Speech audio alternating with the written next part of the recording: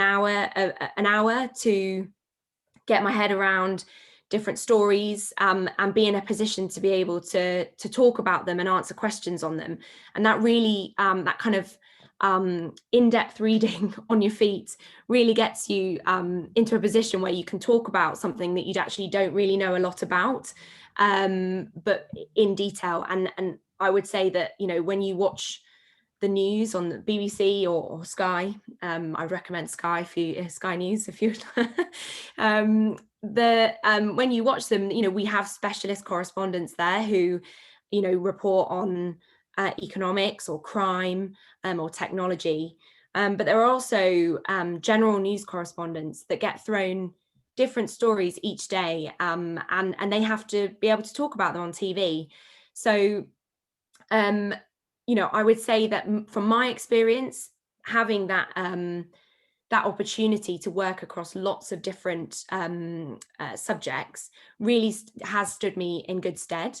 But not everyone in the Sky Sports newsroom has done that. And there are a lot of very passionate sports fans, and very, you know, very well read, knowledgeable journalists in that newsroom that at sport, they've done sport all their lives, and that's all they know, really. And so everyone can bring something different to the table. So I think if you're more of a generalist and you're not really sure what your passion is, then that's absolutely fine. You shouldn't worry about that.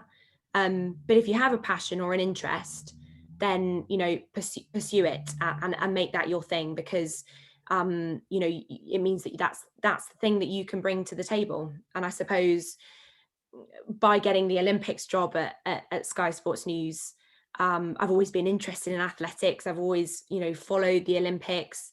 That's kind of become by default my specialism. And now if there's ever a story around athletics or kind of other sports, and hockey falls into that, because, you know, there are the priority sports for Sky Sports, like football and cricket and darts and golf and things. Then people look to me in the meetings to kind of deliver information and to cover those kind of stories. So that's kind of become my niche, and that's where I found myself in the newsroom. So I guess I've answered your question by saying don't worry if you're either, but if you have a specialism, I'd say pursue it as well. So both. Yeah. Okay, I think Manjeet's got a question, so I'm gonna bring him in. Manjeet, you can unmute. Sorry, I was on mute. I was waiting for you to say to me you're on mute, because that's what every meeting somebody does that, and then somebody goes around and says, "Oh, you're on mute." So Sarah, thanks. This is really good for you to come and speak to us and our youngsters and so on. Rather than a question, my question was more targeted towards something like what the Sky as an organization could do to enthusiast and promote that kind of interaction with inner city kids and inner city schools. I mean, don't Sky have some sort of community projects that they could run with in combination with schools, state schools, local clubs, inner cities? And that would then, I mean, if it was a 6-week course or with funded by, or not funded really, run by the Sky community projects, we could then use that to engage the youngster in sports, and then there'll be a bit of journalism in there, and then at the end of the 6 weeks there's a nice little certificate to the child that would sow the seed, not just for journalism, for sports, for the healthy living, and it would obviously I'm sure it would put Sky in a very good kind of area in terms of community projects and trying to make a difference with the inner city situation, because the inner city situation at the moment is dire, you know, and a young kid, a 9-10-year-old or a 12-year-old kid studying in inner city in Birmingham has no real opportunity. And I think these sort of projects would actually give the whole thing some sort of a purpose and meaning. I mean, just just quickly, I mean, with Premier League football, if Sky wanted to go and televise a team at Premier League football, they need the infrastructure there. Your trucks go in and then just plug into those massive connectors, and suddenly, hey, oh, you've got coverage. Now, if a Premier League football club didn't have that infrastructure, there's no way you'd be able to televise those games. So a similar thing with the inner city kid. He just doesn't have the infrastructure around him to actually even think of becoming a Sarah Dawkins and covering the Olympics and the Commonwealth Games. So maybe something you could share with us on that. Yeah, thank you, Manjeet. It's a really good point. And one of the things that I am most proud of, in terms of working for Sky, is that it's a very big organisation, but it is an organisation with a conscience, and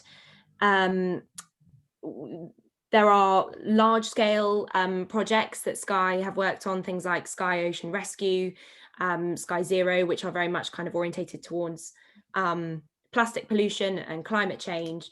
But there are also, or there were certainly pre-pandemic, projects, things like Sky Academy, and I think there is also a Sky Kids as well, which is all about engaging with younger children, and to try and run outreach days, to either getting them into the Sky offices or going to schools to try and inspire the next generation and make them kids aware of opportunities that are out there. And I'm afraid I don't know off the top of my head if those things are either A, are still running, and B, if they will run sort of post-pandemic. But I really do think that they will. It's you make super valid points, and I come from a background of privilege, and that's something that I've really had sort of certainly been even increasingly aware of in the last 18 months, since everything happened last summer, and I am learning all the time about the way that I can help on a very, very personal level and local level, but also how companies like Sky can help. And one of the first things that Sky, I think, has realised it can do, and Sky Sports has realised that it can do, is to use the platform to give people a voice, and to not take our foot off the gas in terms of shouting about these kind of things. To really make sure that stories around inequality and diversity and inclusion, not just in sport but just generally in society, continue to be top of the agenda. And I believe my bosses when they say that they are committed to that. I think something is different this time. It's not. These things are not just a rubber stamp. There is a genuine commitment to trying to make a change. And I'll take your comments on board and try and reach out to the people that would be dealing with these kind of things to see what they're doing. And obviously Sky is based in Isleworth in West London, and I know that they work with a lot of the schools in that area, but I don't know what they do in the rest of the country, and that's definitely something that we need to look into. Also, I do know that Sky run kind of volunteering days as well for kids, and like activity days for schools to bring their kids to a big sports centre, and then the Sky staff can volunteer at those, because I've done that a couple of times. And that's definitely something that I will try and make sure that people know that are keen to be picked up again. But yeah, it's all valid points, and I think the role that Sky Sports and Sky Sports News specifically can play in that is just to keep banging the drum, so that the voices are continue to be heard, and that momentum's not lost. I hope that answers your question. Yeah, I think, Sarah, one of the things I'd ask, because before last summer, I would never have seen Sky or Sky Sports as an organisation that really wanted to promote the whole BLM thing or diversity and inclusion thing. What was it that really got the organisation to take notice? Yeah, it's a really good question, and I think Sky probably would have patted itself on the back, Sky Sports, a little bit in terms of their coverage around LGBT issues and the big commitment to the rainbow laces. But I think everyone, and certainly editorial bosses, realised that they'd let the issue and people down on other areas of diversity and inclusion. And I think, you know, the events of last summer, you know, caused everyone to internalize and reflect, both on personal levels and professional. And like many workplaces across the country, you know, Sky had initiated conversations with their workforce about what people thought and what people felt needed to be done. And there were some really, really strong voices that spoke up about the culture within Sky itself, and also what, you know, generally what it was like, what it's like in society. And you know, we can you know, speculate in lots of different ways about why the message landed differently this time, but there was a commitment straight away. Yeah, I think the special projects team was created only a matter of weeks after the death of George Floyd. And I think it was something, you know, along with other reasons, it was just something that could no longer be ignored. You know, sports stars were speaking out about the issue across, you know, globally, not just within the UK. And you know, we have a duty to report those kind of things, but we can't report those kind of things if we're not also trying to do, you know, bring the agenda forward ourselves and raise that momentum and raise those issues. And so, you know, it's taken us a while to find our path and work out what we want to do. But yeah, I now hope that we are increasingly becoming a place where people might bring their stories or things that they want to share with us. And look, yes, we haven't traditionally been seen in that way, but I hope that has started to change, because we do have a different audience. Every news organization has a different audience, and you know, it's very important to talk about these things so that message spreads far and wide. And I guess one of the lead on questions from that is, how has your audience reacted? Because I've seen some of the flack that Sky has got as well for promoting BLM so much, even though it's had a lot of praise. Yeah, I think it's one of those things where, unfortunately, the nature of the world that we live in today is that there are always going to be people that think you shouldn't be doing something, and that's not just around stories around diversity and inclusion. You know, people take issue with the fact that you've got a woman reading the sports bulletins, so there's always going to be people that take issue with the stories that you're reporting on. You know, all I can say is that stories around Black Lives Matter and, you know, the months after, and now it's kind of, you know, just issues around diversity, they perform very well on our websites, and they are a matter of priority editorially within our newsroom. So our audience are getting increasingly used to there being those kind of stories on our platforms, because it is a priority for us. And you know, I mean, Sky Sports recently partnered with Kick It Out for a new anti-racism campaign, and you know, that, yes, I guess previously there was this whole issue around, well, you can't take a stand against racism because it's a political issue.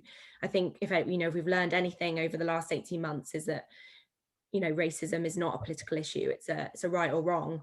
And there have been definite Sky learnings in that sense. I can recall, I'm not sure whether it was certainly wasn't Soccer Saturday, it might have been a Super Sunday programme, when a player was abused on the pitch, and Gary Neville wanted to talk about it, and the Sky football team, they got it wrong in terms of how to deal with that. They kind of wanted to make it clear that they were the views of Gary Neville and not of Sky. That would never happen now. So there have been learnings, and everyone has learned, and we're all on a journey together, really. But I guess the bottom line is we don't really care what our audience think, because it's an important issue and we're going to keep reporting it. I've been involved in commissioning some surveys with YouGov, which are a polling company, around the issue of racism in football, and also taking a knee. And while we'd support any player and any football team that wants to take a knee, we're waiting for those results, but we are alive to the possibility that there may, the consensus on this poll, it's a nationwide survey, may be that the majority of people don't think that players should take a knee, and we have to respond. We have to report that, and we have a responsibility to report that. But that won't change our narrative in what we're trying to achieve, and to try and sort of help in the fight against racial injustice and inequality. Thanks for talking so much about that. I want you to talk a little bit as well about some of your day-to-day work. I mean, what does an average day look like to you? Because it's such a fast-moving environment.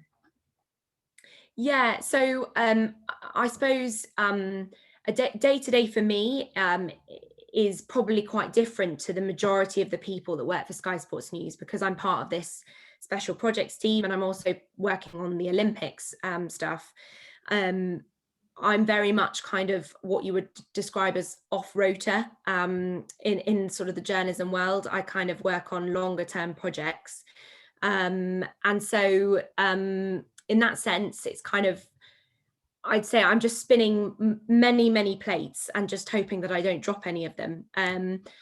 Whereas working in the newsroom, and a lot of people and my colleagues who work on the output side of things, they are obviously just reacting to the news of the day. And there's an element of going through the motions with sports news coverage. That you've got your football fixtures, and then you react to what happened the night before.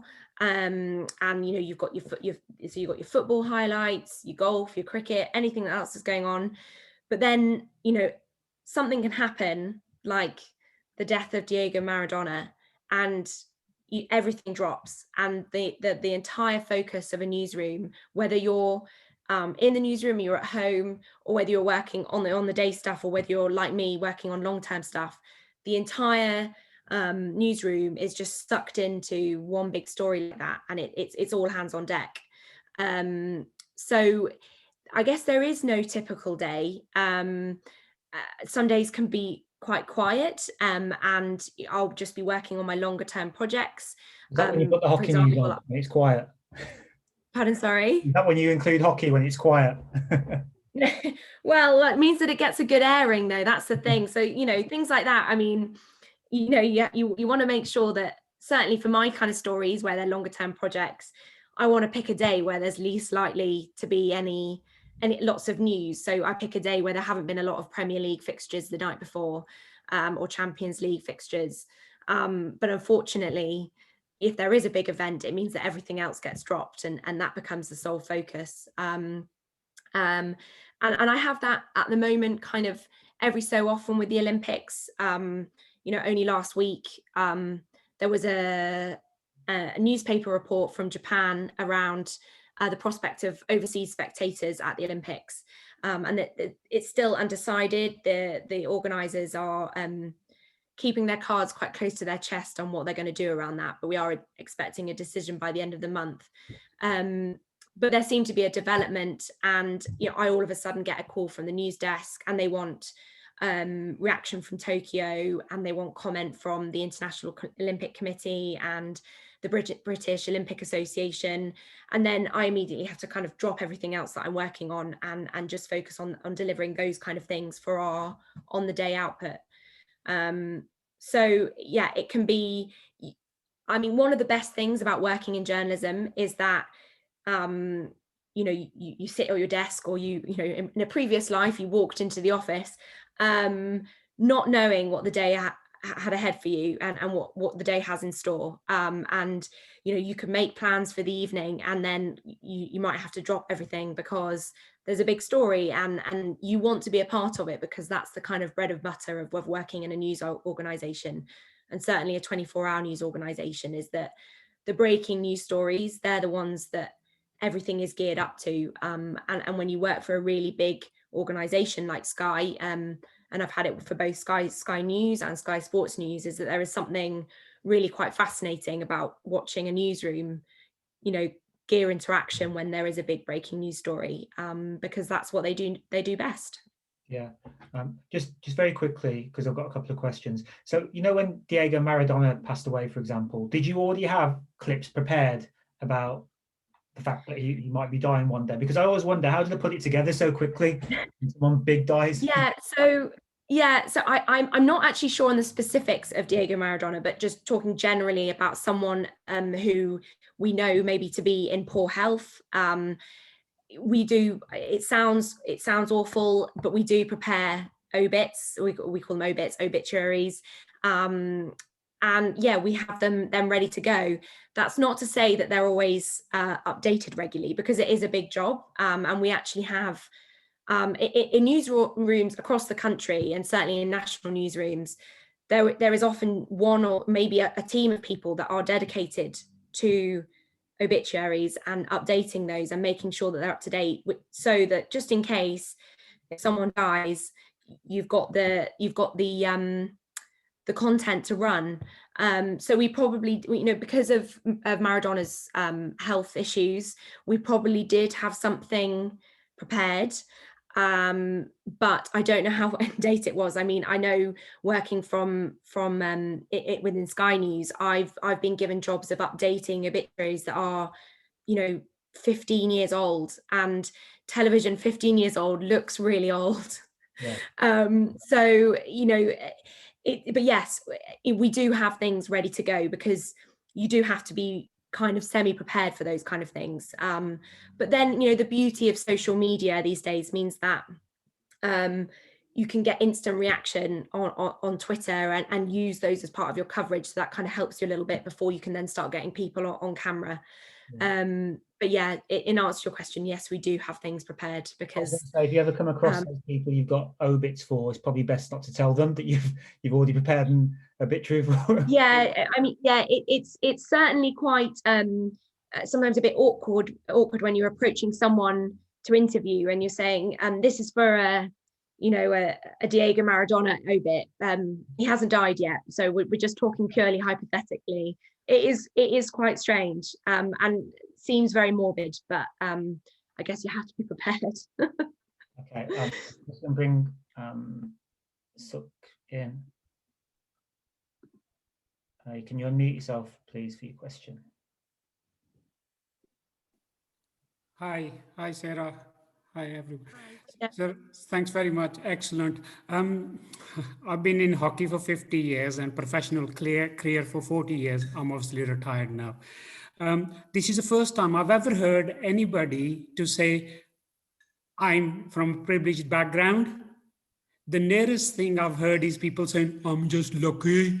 Top middle class. I worked in the MOD, quite a senior position. So I think it's a game changer that people like your good self are actually recognizing that, when you recognize you're in a privileged position, that there are other people who are not by definition, right? And that's great. I think it's really the other point I wanted to make is working with Dev Trahan from Sky Sports, doing quite a lot with the Sporting Equals. and the British in sport and physical activities. I think really, again, like Manjeet, I think the inner city focus on any physical activity, especially after COVID, and mental health is a big, big issue. And I think the only way we're going to overcome it is not by pills, but helping the kids and reaching out as much as possible. Anything Sky can give exposure to people like us would be grateful. And thanks for your comments and talking to us. Yeah, so for the context of everyone else, the person that Sukhdev mentioned there, Dev, is one of my colleagues on the special projects team, and yeah, he's great. And one of the best things about working with this in the special projects team is that it's a diverse mix of people, and I'm working with. I would never have worked with Dev beforehand in the newsroom. Our paths would probably never have crossed. He was working on the online team, so we might have exchanged the odd email if I'd filed some copy, but apart from that, we'd never have met. And so, you know, on a personal level, that, you know, that's why I feel very, very grateful and fortunate to be part of the special projects team. And just on your point about recognizing my privilege, yeah, I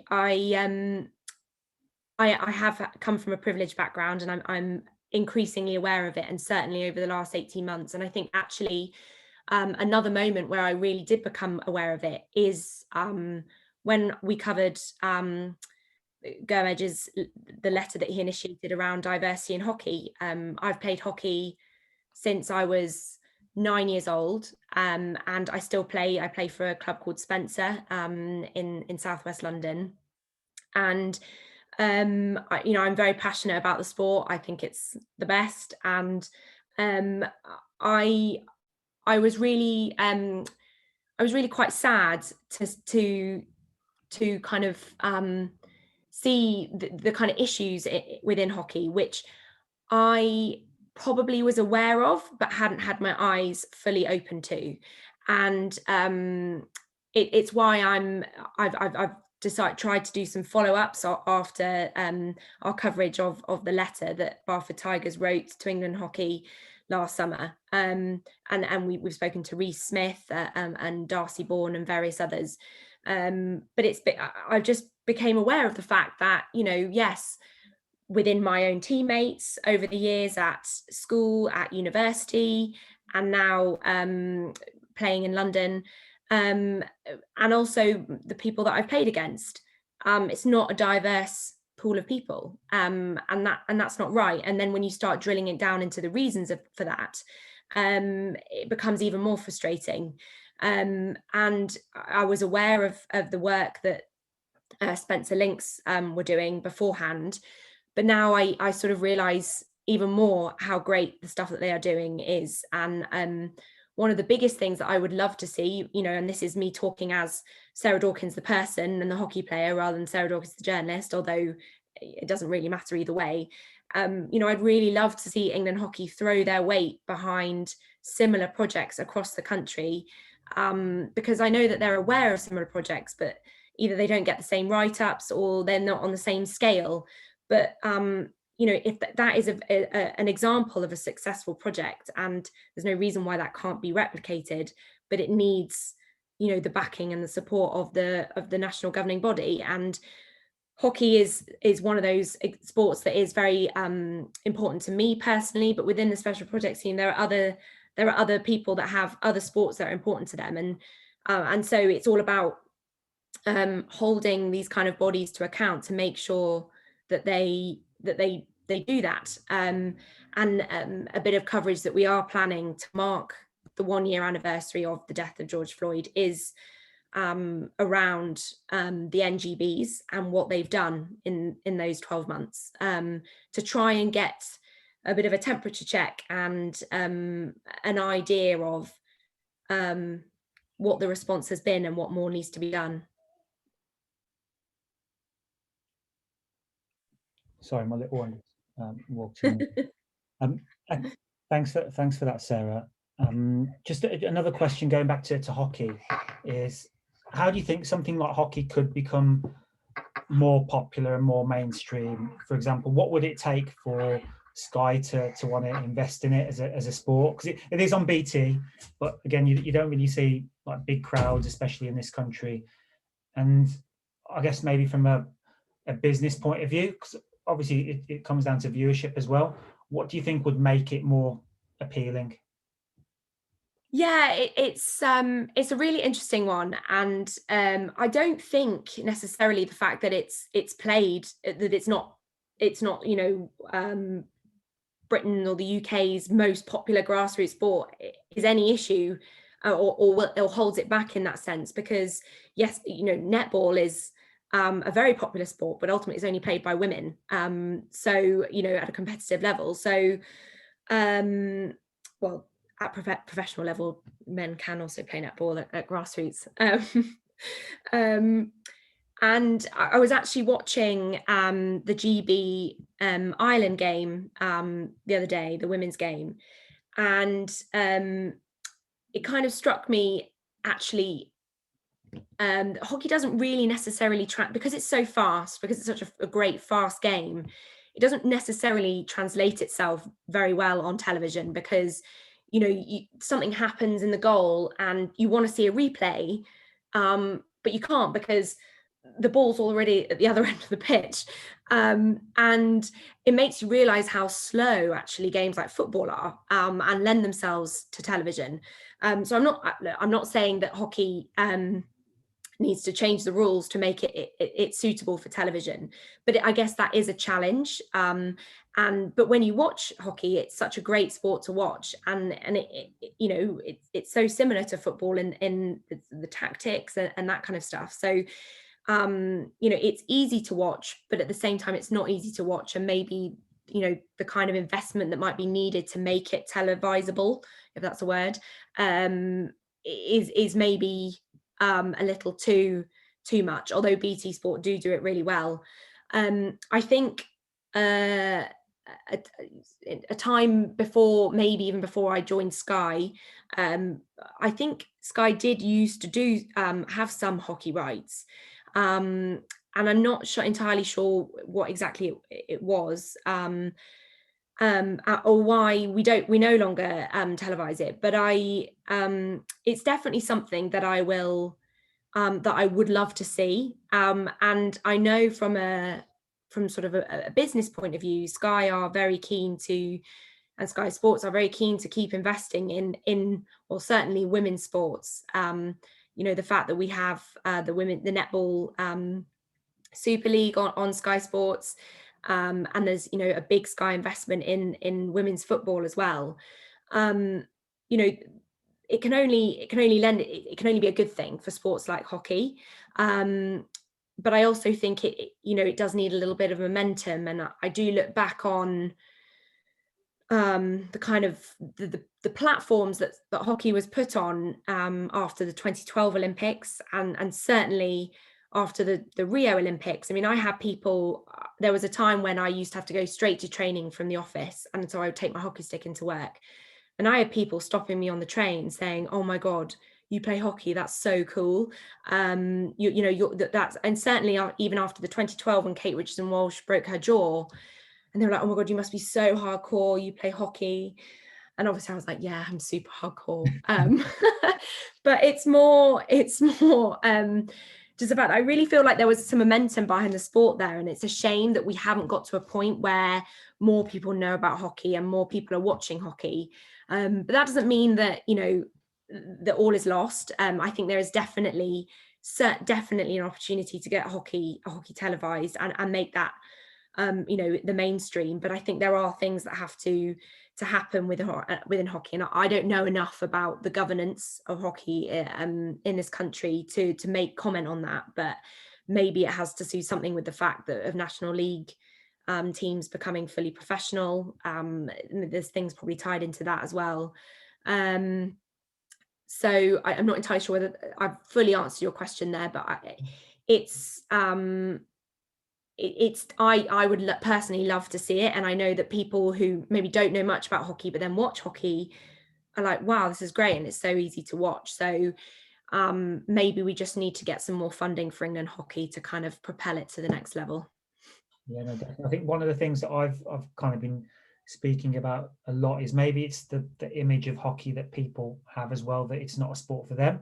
Yeah, they might watch it and they think, oh, that's really cool, but they think, all right, it's not really, especially like, and then going back to this whole thing about inner cities and, you know, the younger generation who see sports stars from all backgrounds, because they don't see that in hockey, maybe they just don't see it. So, you know, it's just one of those observations, really.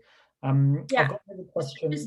Sorry. Oh, I was just going to say, just to add to that, yeah, I completely agree. And you know, you can't aspire to be someone or something that you can't see yourself. I mean, I'm sure there's people that have said that in a much more eloquent way, but you know, if the GB teams that are on display at the Tokyo Olympics are all white, then kids from you know, Black and Asian ethnic minority backgrounds across the country, inner city backgrounds, if everyone, all the kids, all the players went to state school, and we know that they private school, sorry, we know that they didn't, after your seminar and Emily talking about her experiences, but you know, it is, I think, an image problem, and I think England hockey have realised that, and they want to do something to change. I'm just not entirely sure they know exactly what to do, but hopefully they'll work that out soon. A couple of questions that are coming, and I can see just a comment you made there, Sarah, saying that England hockey didn't know what to do. We know what they should do, but it's about time that they started speaking to people from inner cities and started realizing the issues that we struggle with from day to day. I mean, we are a club that has been in existence for the last 55 years, taking kids off the streets, giving them hockey, giving them a purpose on a Saturday. The council would have to spend millions of pounds to take those kids off the street. We're doing it free of charge. But for some reason, the authorities are just not maybe wanting to see the wood for the trees, if you like. Sorry, Gurmeet, I had to say that. Fine, no, thank you. Thank you for your comment. Okay, Satpal's have this question in here.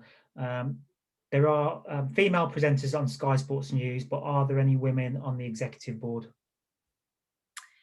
Yeah, so that's a really good question. Well, we just appointed a new female chief executive of Sky. So I think the Dana Strong, her name is, and it's probably linked to our takeover by Comcast. But Dana has come over and is our new chief executive. So we do have a woman at the helm of Sky in general.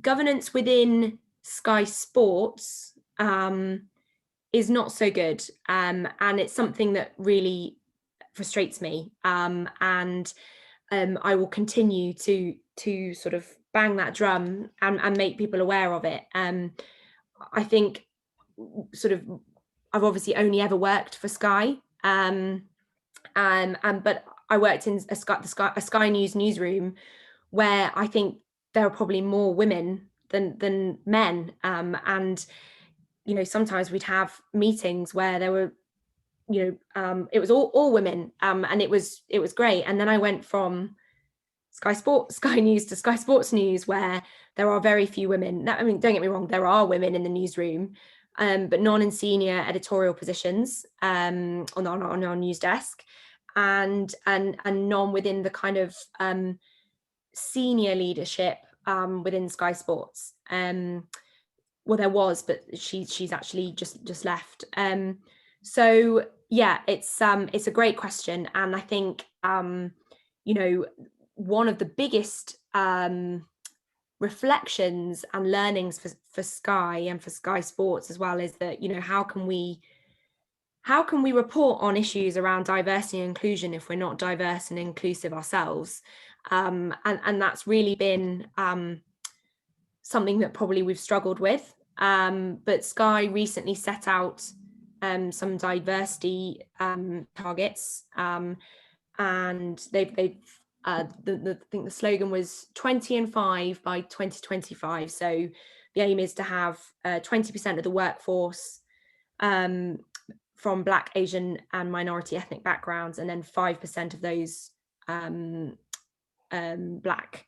And so not only to better reflect society, but also, you know, it's good for the future of the business to have a diverse mix of voices within there. So I think hopefully diversity, both gender and also around race, will improve massively. But it is certainly one of my biggest bugbears working for Sky Sports. Is one of those cliches of working in sports journalism is that it's a male dominated world. And yes, it is. But, you know, if there are any women on this call or girls on this call, don't be put off by going to sports journalism, because it's not that intimidating, I promise. We've got a question coming up from one of the female members in a second, but I just want to encourage some of the youngsters as well. If you've got any questions and you don't want to necessarily come on and ask, then you can send them through the chat, or, you know, if you're feeling more confident, then definitely come on and ask Sarah a question. Okay, Kieran's got a question. I'm just going to unmute.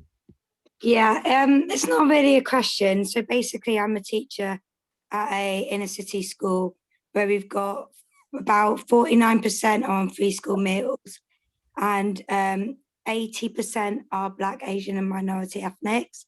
And as a club, we've been working to do hockey club with the kids. But what we found is a major barrier. Firstly is students are embarrassed with not being able to have the right shoes and stick, etc. Because with football, they just go to the park, they wear their normal trainers that they wear every day.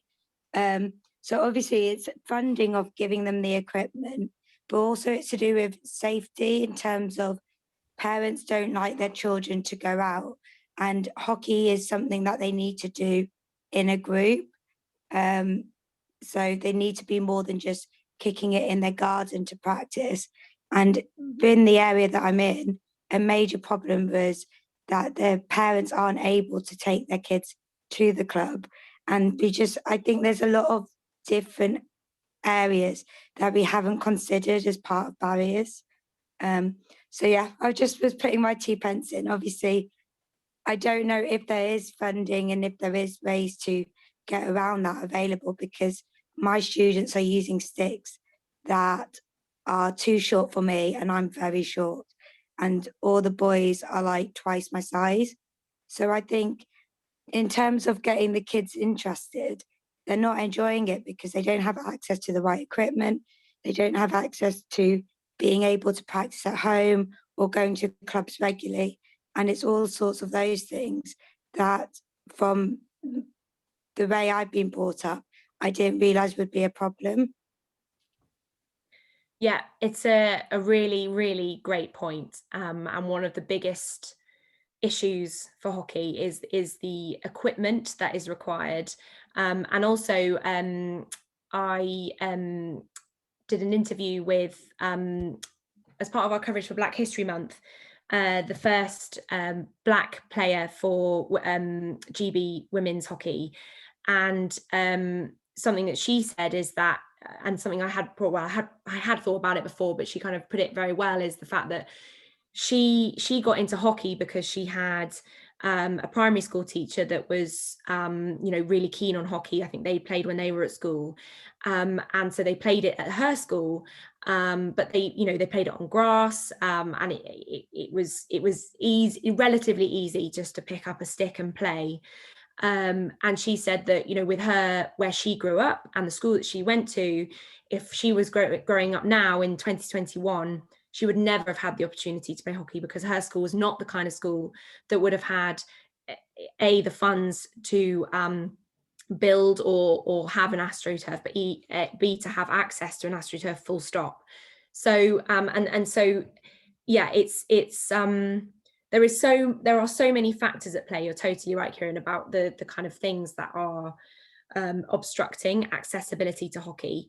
And I did some filming with Reece Smith and his project Hockey in a City, and he is lucky to have the backing of a sponsor who believe in what he wants to do, which means that he can take along a huge bag of sticks and a huge bag of balls, and he can give them a stick and a ball to take home with them to practice with, as well as provided, you know, that they give it back and bring it back to the next session and that kind of stuff.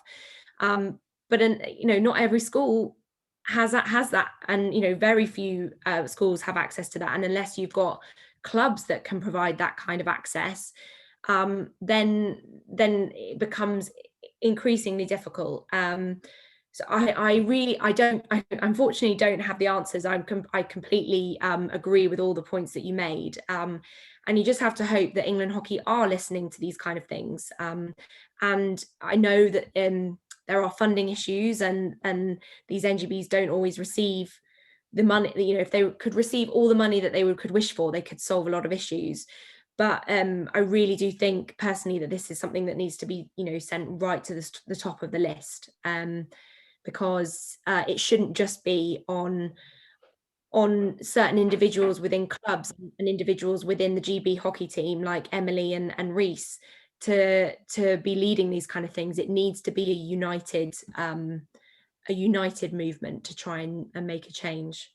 I think one of the things that I've seen recently, I mean, Decathlon were in contact with us, and they sent us some sticks to get some of the youngsters involved. And now one of the guys from Decathlon was contacting me. They're going to start an initiative, which is a stick amnesty.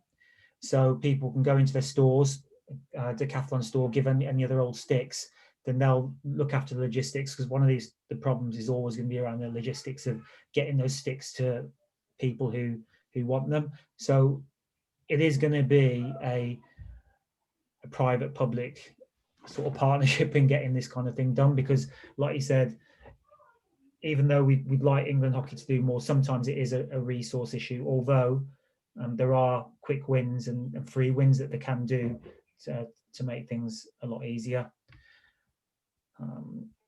And I think we've got to 8 o'clock now, so I don't want to sort of take up too much more of your time, Sarah, but I've just got one question, which is, what have been your favorite moments working at Sky? I mean, for example, have you ever been starstruck when you've had to interview someone or anything like that? You know, I probably haven't interviewed myself many famous people or people that are so famous that I have been starstruck. I remember bumping into Anthony Joshua in the Sky offices, and you know, that was really cool. And he's just huge. He's just so tall, and I just couldn't. Yeah, you know how people are always bigger in real life, and I just couldn't believe how big he was. But I guess the biggest highlight for me, and the a kind of time where I kind of had that out of body experience where I was like, I'm actually here to work, but this is mental because it doesn't feel like work, is I was at the World Cup, Cricket World Cup final when England won in 2019. Gosh, it's nearly 2 years ago. And I was sitting in the press box, and it was all very exciting because there was the Federer Djokovic Wimbledon final, and then, you know, were England going to win the cricket? And it was trying to concentrate on both of these kind of things. And I was working with Sky News's sports correspondent Martha Kellner at that point, so it was just the two of us and our camera crew.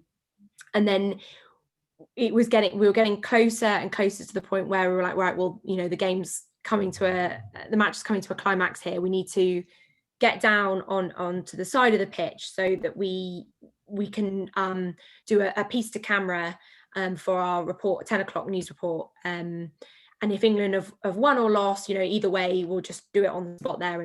And then, so we got down for the last few overs, and then because we were sitting on the grass, like behind the billboards around the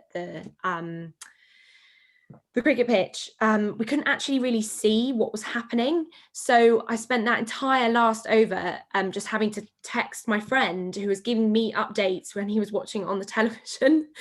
So I had no idea. We had no idea that the ball had hit Ben Stokes's bat and had bounced off to the boundary. And then because we had no idea of the commentary, we didn't know what on earth a super over was and how that worked.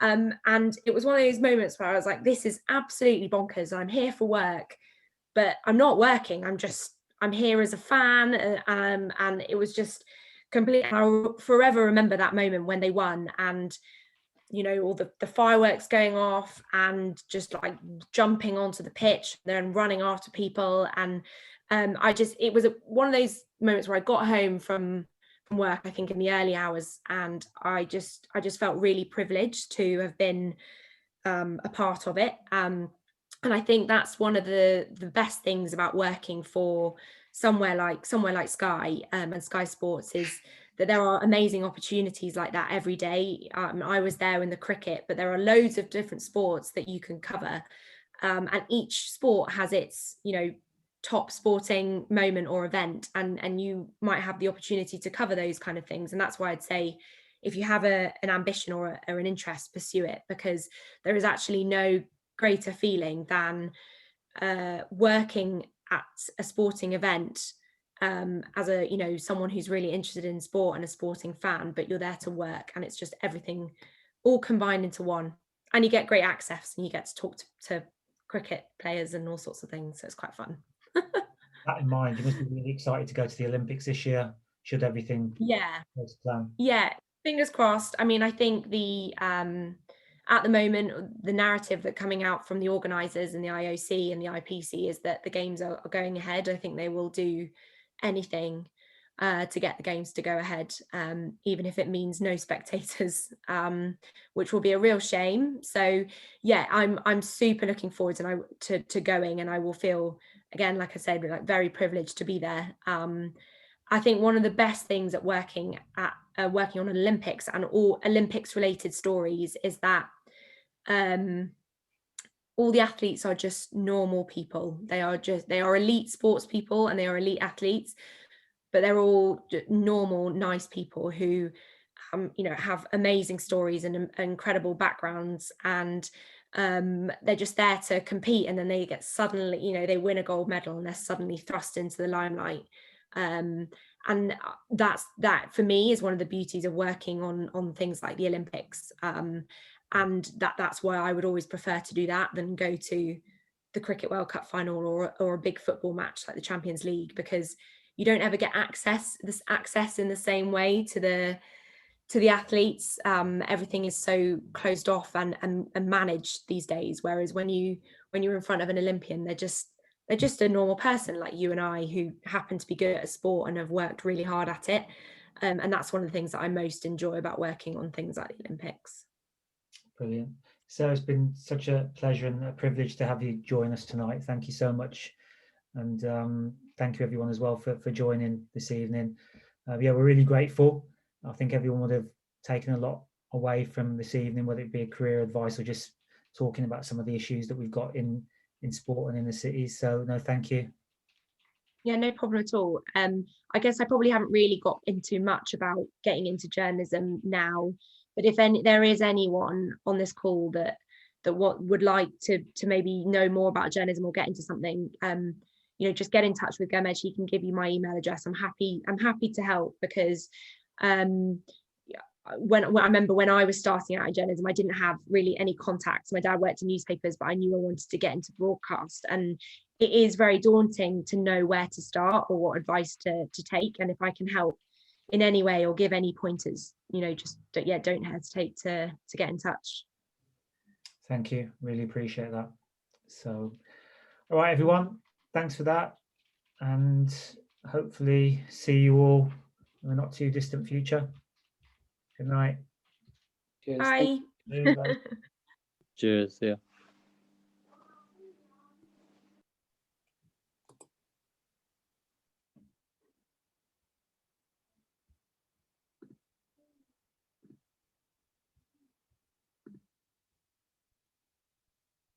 Waiting for everyone to hang out.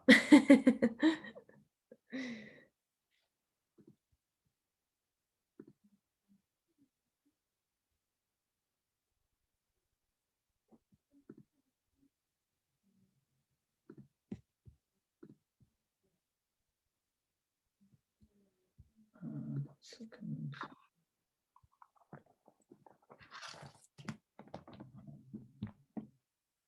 Thank you for that, Sarah. That was really good. Actually, No problem. I hope it was all right. I don't know whether I was very helpful in terms of the career side of things, but you know, if anyone gets in touch, I can